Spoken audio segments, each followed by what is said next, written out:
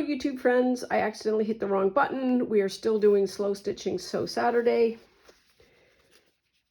And we are now working on the Borrow inspired coat. So let me show you the other two things that I've had to do. So this is the collar band, and it's one long pant leg, and I've joined it at the top like this using just a 90-degree angle, and I'll trim that off eventually. And so I think I might use this as a feature, so this won't necessarily fall at the back of the neck because it's longer than it needs to be. So we've got that. I needed to get a little bit more lining space, and so this is the lining, and so we've got this sort of temporarily put together, but this is going to give me a little bit more room in the lining, so we can add that. Curiously, I was willing to tear out all of the lining and put in a new one, and then I realized the entire purpose of this garment is scrappy, so the lining can be scrappy as well. Okay, now let's get into this, which is the treacherous part. Like I say, what ended up happening was I did that, and I need to have that little indent. So let's sort of think about what we want to do, consider it, cut it a couple of times. In our mind, doing bench tests is really important. That's why we do muslins. Okay, so these pins are to help me square up where the corners, like the seams are. I'm seam matching to get everything kind of aligned properly.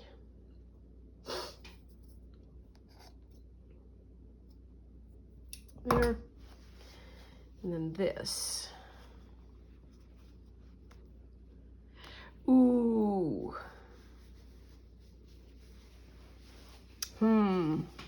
Okay. So I went straight to the edge.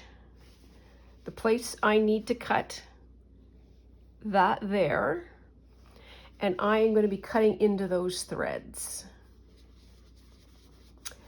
Oh. I understand now why I didn't do it sooner.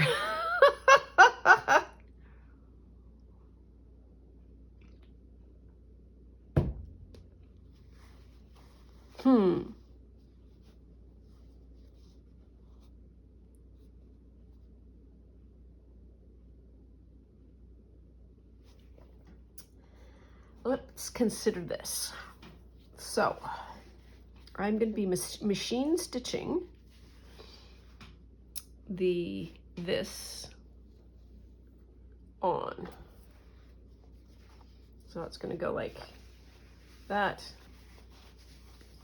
It's going to go all the way around, and that's going to be the collar in the front.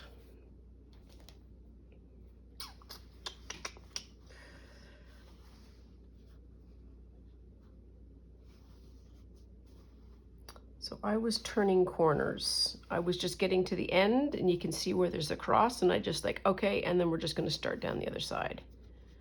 But there's no knots really. Well, one of the things that I can do is draw the line, I suppose. The cut line. The cut line needs to be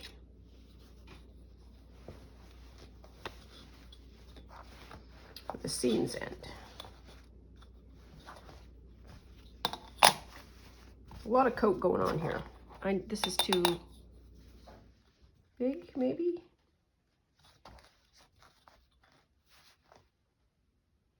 There. That's what I want. There to there.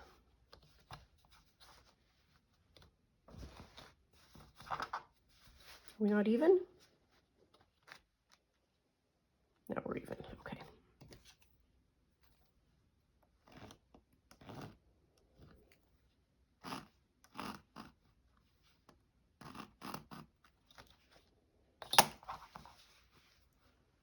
So it will be that. Yeah, it's going to be a lot.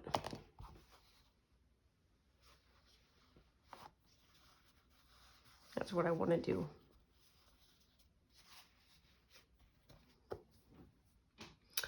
Boo!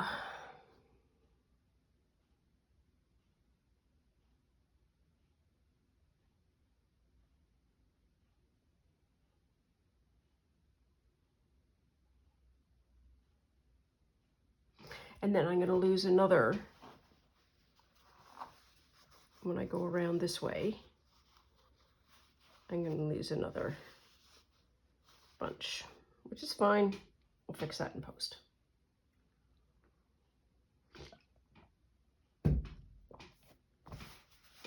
So I know I'm avoiding what I know to be the right thing to do.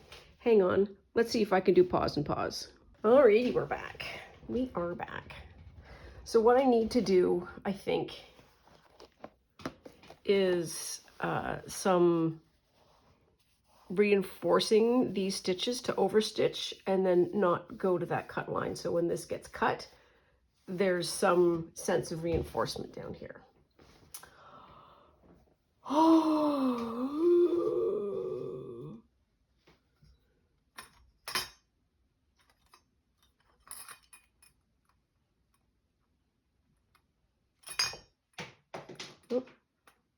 I think that's the needle that I just undid.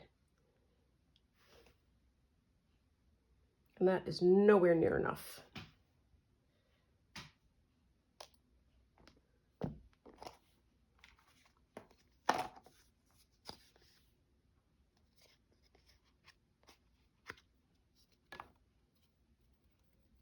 Come on.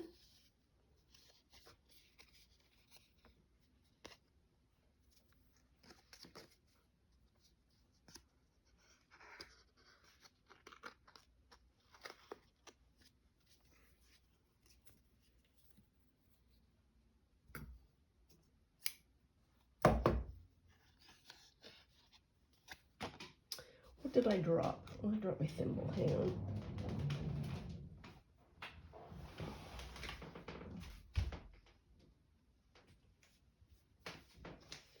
If there's anybody here who is new to slow stitching, I want to emphasize that slow is slow.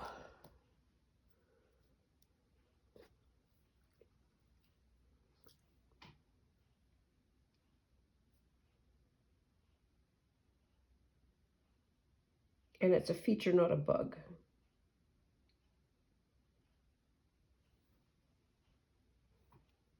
I'm trying to thread this. It's not going well.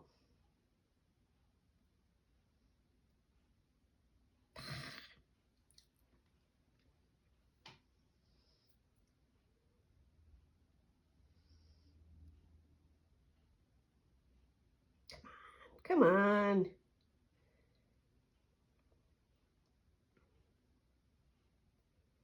Here we are. Okay.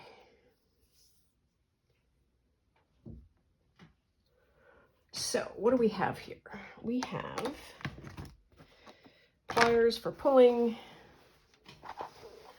I am going to be cutting 1, 2, 3, 4, 5. And so I need to go up and down here. And Boro does not have knots. I don't know if the Sashiko has knots either.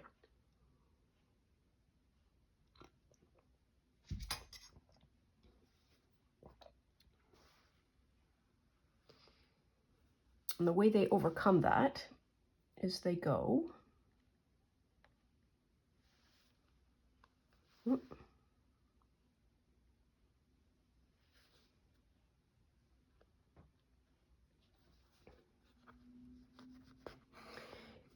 somewhat in the direction they don't want to be sewing, create kind of an anchor,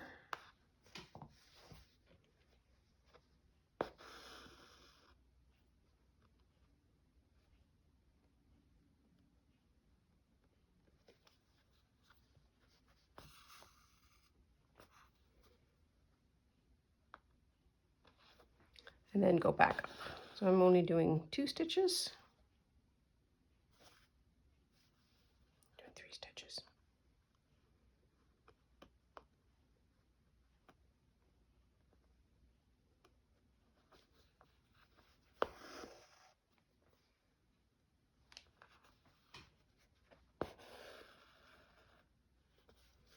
There.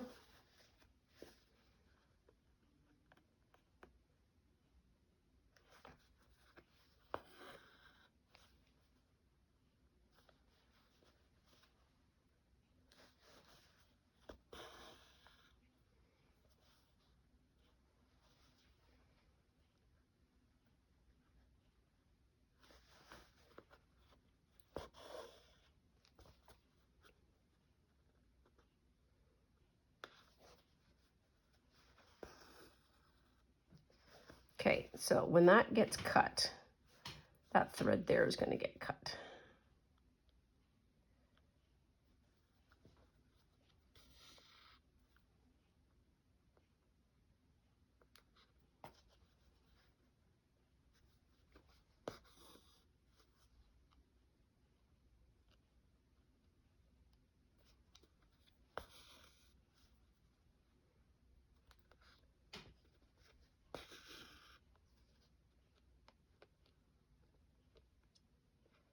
When you're looking at things like this, and you think, oh wow, that's so much different than the other stitches. It's not really, it'll all get lost. And if anybody is able to detect that, one of 2 things is happening. One, you are suddenly talking to somebody who is as big a nerd as you are, and you are going to be delighted with the conversation. Or somebody else is getting in your grill and you can pop them in the nose.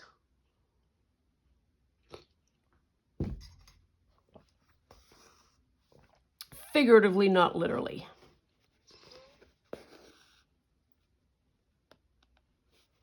All right, let's go all the way down.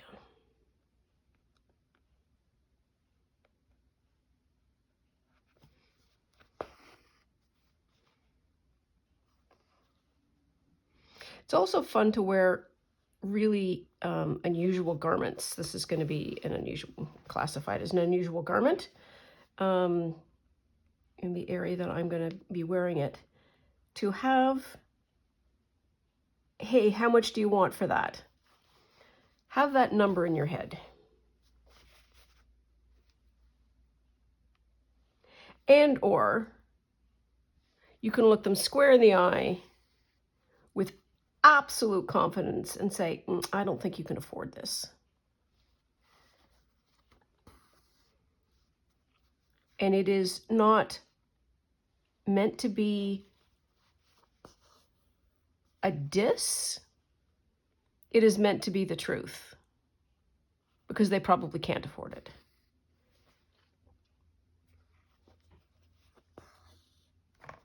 Because slow stitching, as we sort of talked about before, is slow.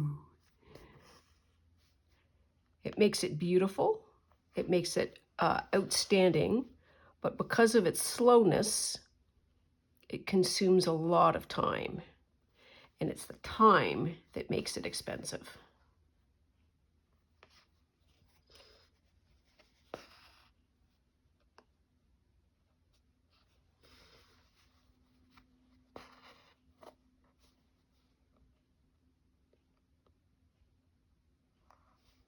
So feel free to put out a ridiculous number. This has cost me thousands of dollars. Thousands.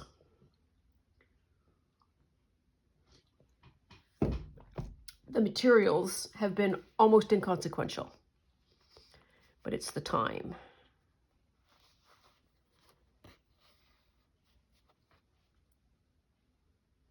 To do it.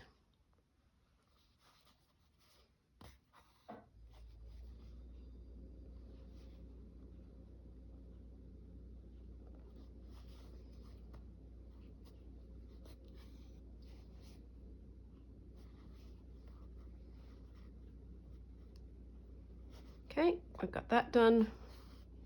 And I'm just gonna go back down here, just sort of bind it off, cast it off.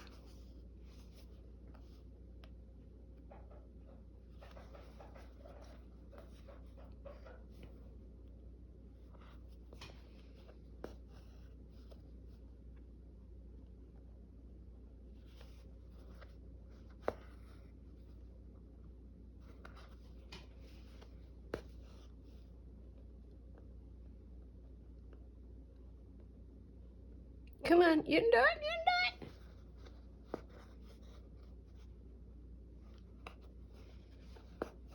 it. There, okay, that's gonna be what it is.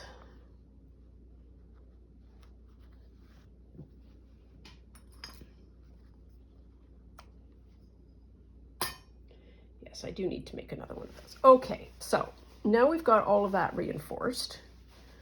We can do this ridiculous little cut, which is a schmurp, brick, boop.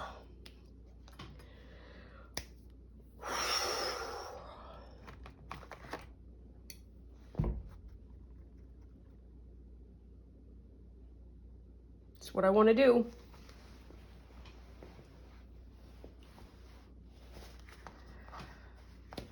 Look away now if this is too nerve-wracking for you. I'm gonna, oh. I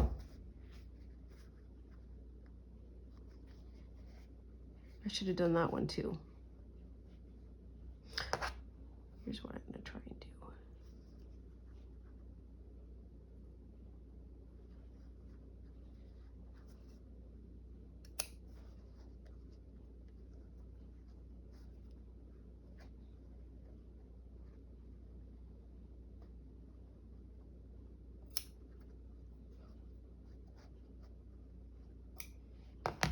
So I didn't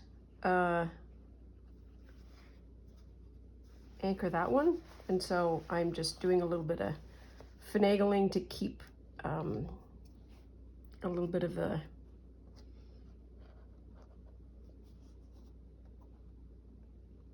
string available.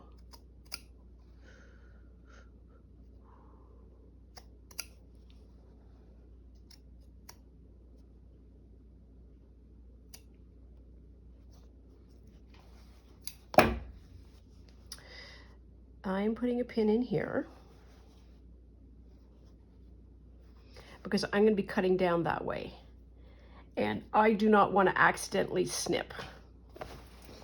So that pin will keep me from doing accidental terrible damage.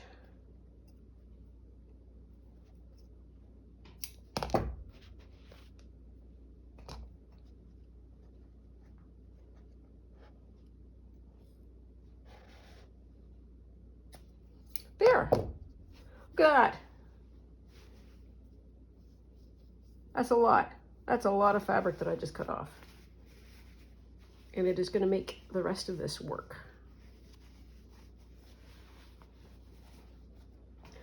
Whew. Okay, so that's all I wanted to do. So hang on. Let's put that away and we get the last project. Okay, I am back.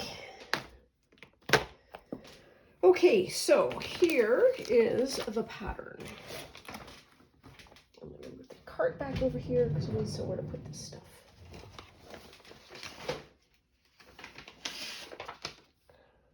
So this is the pattern. Tibetan panel coat. And that is where we are generally going to be headed. Not a shocking surprise, a lot of panels in a panel coat. They have alternating colors, so 2-1-2, which is one color contrasting one color. The 3 and 4 are pretty brocades, kind of the fancies. And they have some really interesting notes that come with this. If you're interested, go check out Folkwear. They have some really interesting garments that are available. What am I doing this for? I don't know. Oh, the rating is, I think, on here. No? Here. Historical lore and notes for hand weavers. So they talk about, oh, this is really cool. So, deep nerd world. So, please note, coats are in a panel. They talk about the weaving, and the loom that they have is about a 10-inch loom. And so basically what the tradition is they have a loom this size, and so their garments are informed by the size of their loom, so they have all of these panels. There is a, you cannot see it there. I went down the rabbit hole. So they have, oh no, it's right there, here. So 1, 2, 3 panels. That is their standard apron. You look for this on the Google webs, and you see this apron over and over and over and over and over again. It is 3 panels in this very kind of variegated colorway. The colors change. That's natural and normal, but it's that standard. And it is informed by, oh, I only have a loom that is this big. I will put 3 pieces together, and that is my apron. I love that kind of why. I love it in a way that I can't properly describe. And so the apron then would be underneath that, and the coat is sort of coming from this practice, culture, industry, I don't know. It comes, tradition, that's the word. The tradition of having a loom that is only like 10 inches wide. I am not going to weave. I have woven things before, most notably a kilt, and I'm not going to do that for this one, or at least not yet. I have other things that I want to explore with this. So that's sort of where we're going. That's where we're going. K3N, maybe a month ago, 6 weeks ago, Mama gammied a tea bag, and she Mama gammied something else, a piece of paper. And so Mama gammy is the practice of,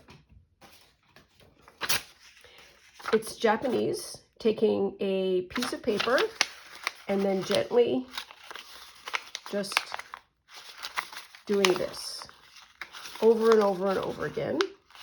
Not roughly, just sort of gently.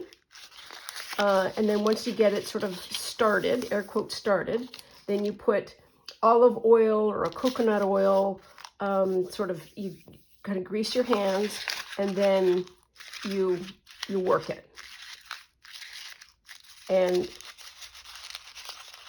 the grease gets absorbed by the paper fibers start to wear out, break up, they get smaller, but the integrity of the paper stays. So you essentially create, and this is very new, I should be doing this for like 15 minutes more. You get a piece, something that is less paper and more like fabric. So this is now got the sort of the compare and contrast. Here is the paper. Here is the paper once it gets sort of put into this Mama gammy state. And it's much more like fabric. So, with me so far? Panels, something, at K3N, Mama gammy. In the comments, there was this wonderful woman who said, oh, that's really cool. I've done Mama Gammy with milk cartons, and that appealed, it spoke directly to my soul. I was like, milk cartons? Huh. Let's get exhibit C. Milk carton. You normally think of milk carton as a solid thing. This is fabric. This is 100% fabric, and it is thick. So we may, the clever ones in the crowd, or the ones that know me, know that we have made some dot connections here. We have panels. We have a fabric now that is made from something other than fabric. So I've got this. Oops, crash, bang. Got that. Got that. And for good measure, I have this. And so this is, it's just basic plastic. It's plastic. There's no getting around it. But that blue and orange are poppy colors. They have a wonderful contrast to them. So in the Costume Con single pattern competition, the purpose is to not sew the pattern. So I am not going to just sort of straight up buy some fabric, sew this, and then make the garment. I am going to do something with it. And that is expanding the bounds in some way. Some people might do tambour beading. Some people, we've done all of the hexie stuff, so you might want to do hexies in it. You will do interesting this, interesting that, whatever. I now have the idea of making this panel coat with Mama Gammied milk cartons.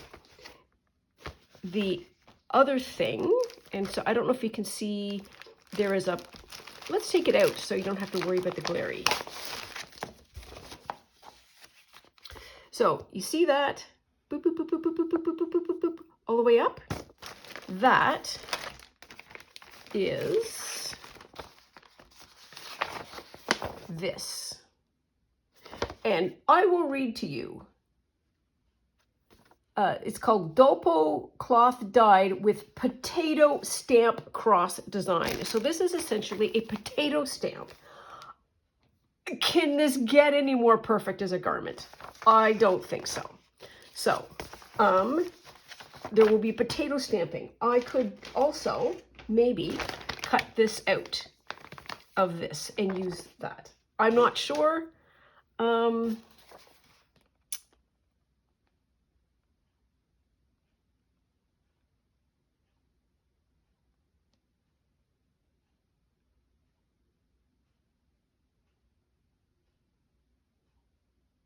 Okay, so this is the actual size. This is the actual size of the cross. Okay. I just wanted to see if I had to scale it up or not. And is what it is. There's the information on Folkwear. In the event that you want to take a screenshot of that, get there. I think they're in North Carolina. Folkwear.com. Anyways, mash.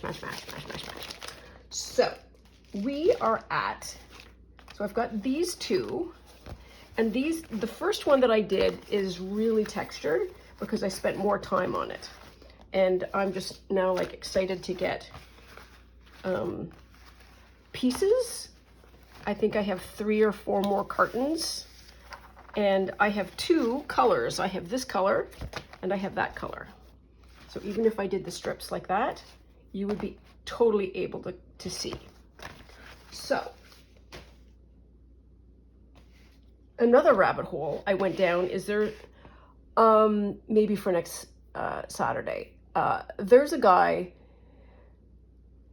finished design school. He made this really interesting methodology for assembling fabric into garments without the need of seams. Essentially what he has done is created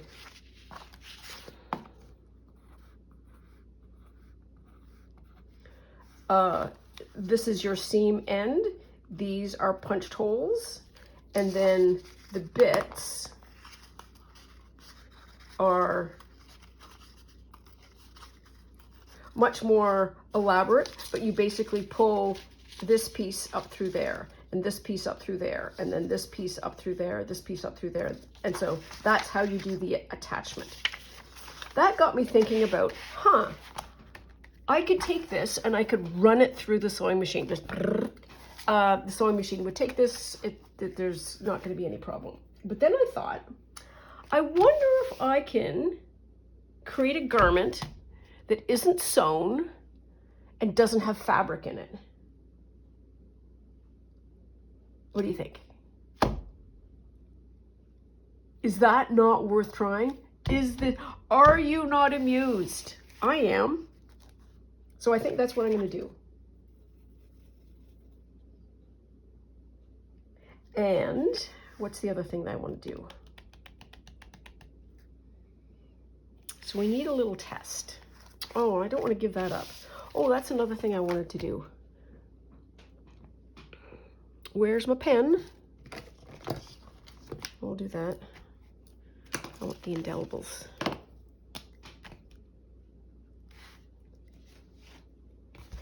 This is super weird, maybe. But I want to keep track of the order in which I do these, because my style may change over time and I may need to go back in time.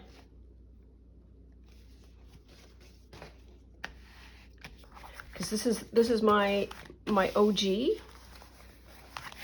It feels like leather.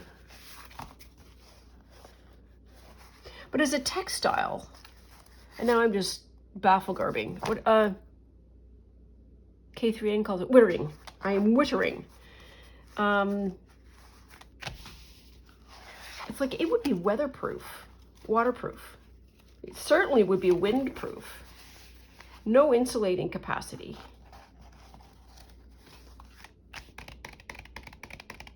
So maybe I won't use this one yet. The other thing that I have done is this, which is I needed to make the pattern go through my hands. So this may not function particularly well for anybody but me. Strongly recommend you try this. If you're doing a pattern and you're not like really clear, you can always draw your stuff out. It doesn't need to be perfect or accurate or anything. You just need to be able to understand, oh, it looks like that, and I'm able to count now. It's like, okay, I have many panels. What's that going to look like? What's that going to look like? All that kind of stuff. Important thing is I wanted to know what that back panel was, because that seemed to be the largest piece. That's 9 inches. That's 9 inches. That's not 9 inches, but that is. So technically speaking, that's a panel.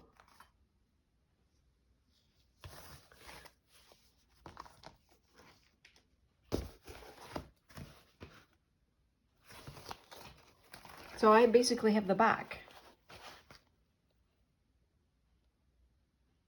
which is so cool.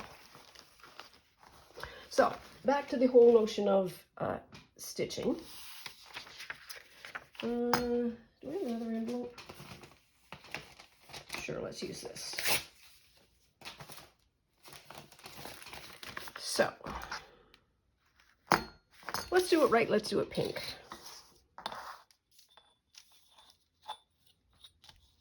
Half inch? Sure. 1, 2, 3, 4, 5, 6, 7, 8.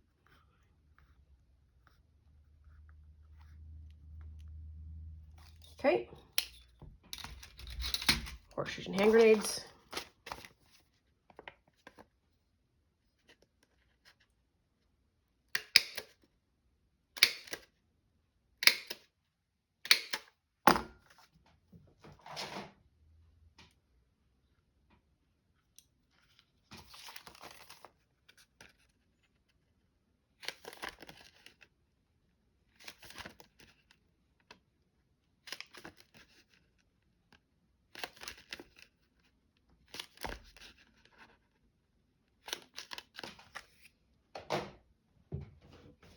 what I'm doing now is a variety of methods and sizes. So we're doing a bit of a bench test. Oh, where's my little stabby tool? It's an awl.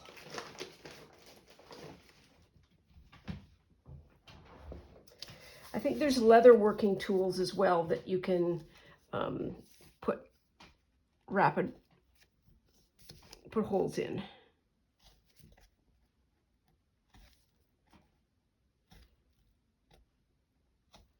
There. Okay. Then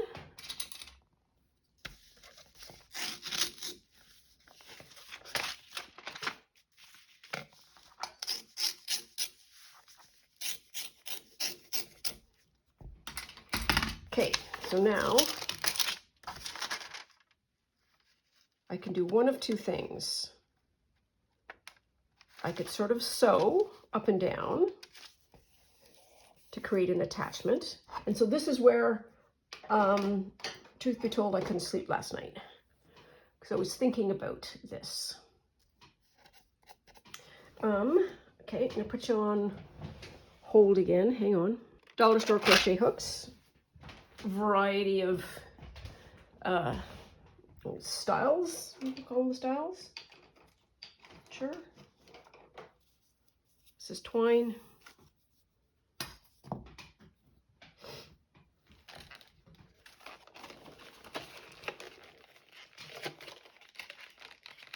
Come on, you can do it.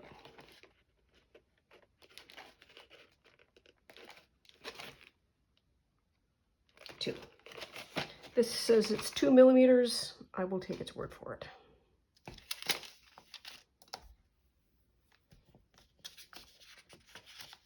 And yes, using, pardon me, using a sewing machine is going to be way easier.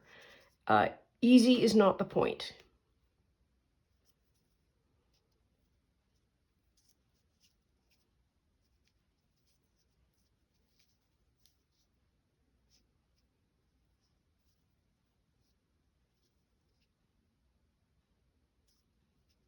Come on.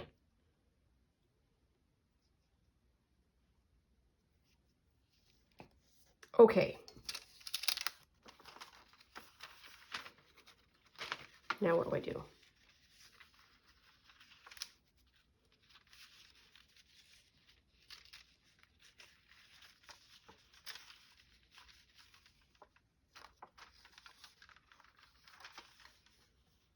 This is sort of like, oops, like tambour, only there's no sequins.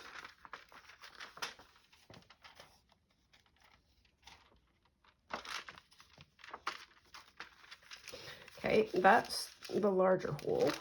Need some more of this. Now we're getting into the medium sized.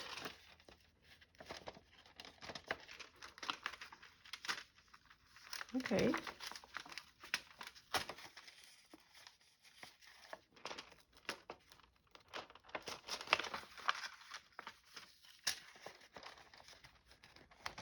Oops.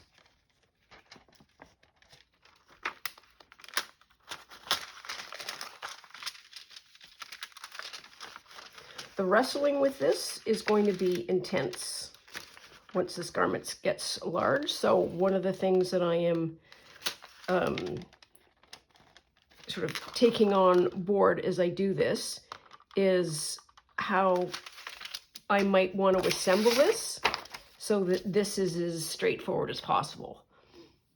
Like I'd almost want to do them in like sections, and then put those sections together, as opposed to I am just always going to be wrestling with one large piece. Because I'm dealing with paper and I am dealing with a small piece.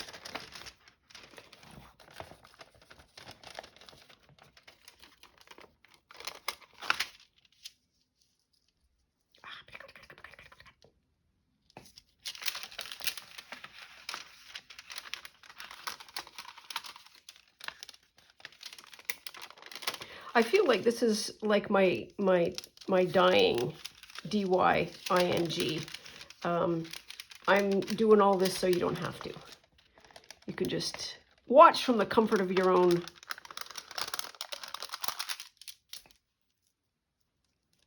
video watching space. So this small awl is not great, but it is not impossible either.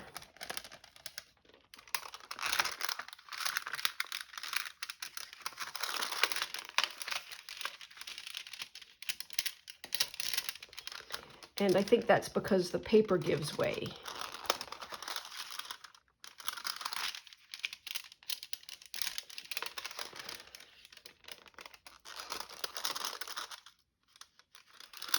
Okay, nearly there.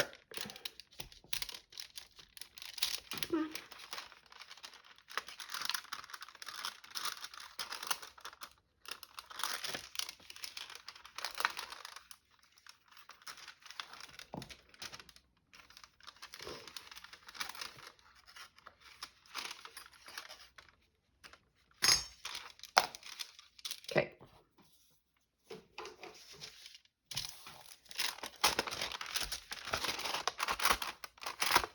That is an amazingly sturdy seam. That does not give at all.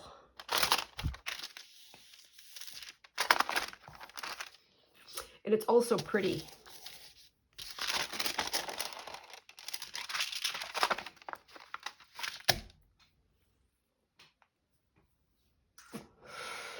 Ooh, we're going to be able to do this.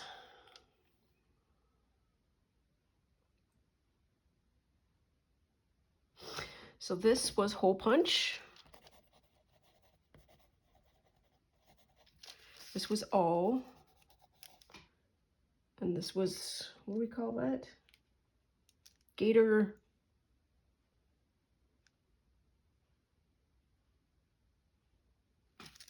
What do we call these? Gator something or others?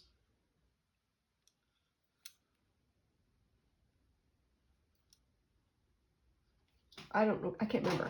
But we are memory keepers.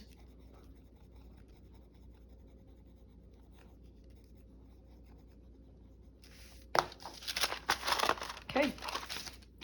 So that's, I think, everything that I've been able to get up to in terms of thinking. Well, no, and there was the one garment, but we're not going to do that because I think I'm tired now.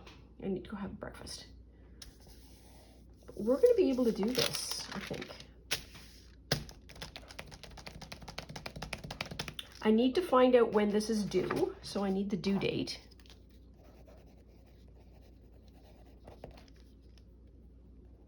And then kind of work backwards to create a project plan. And rest assured that this is not the only, you know me well enough by now to know that I am not going to be single-minded in my work on this. I'm going to have all of the other projects. 2 millimeter.